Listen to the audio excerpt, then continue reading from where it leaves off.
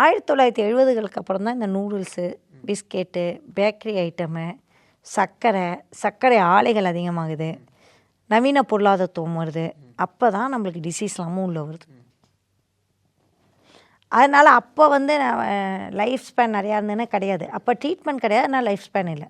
ஆனால் இப்போ ட்ரீட்மெண்ட் இருக்குது, ஆனால் நம்ம லைஃப் ஸ்டைலுக்கு எடுத்துட்டோம், குழந்தைங்களோட லைஃப் ஸ்டைலுக்கு எடுத்துட்டோம்.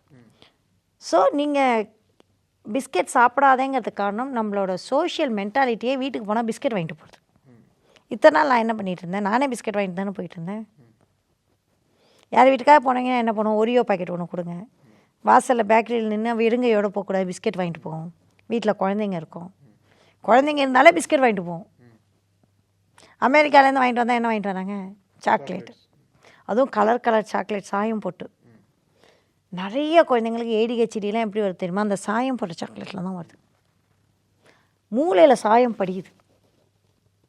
அது வந்து நான் பயாலஜிக்கலாக சொல்லலை, பயமுறுத்தத்துக்குன்னே நான் சொல்கிறேன். நிஜமாகவே நீங்கள் சாயம் போடுற சாப்பாடை நீங்கள் வாங்கி கொடுத்து உங்கள் குழந்தைக்கு மனநிலை சரியில்லாமல் போனால் நீங்கள் தான் பொறுப்பு. என் குழந்தை ரொம்ப விஷமம் செய்யுது, பதட்டம் இருக்குது, எதுலேயும் ஃபோக்கஸ் பண்ண மாட்டேங்கிறான், இது எல்லாத்துக்கும் பெற்றோர்கள் தான் பொறுப்பு.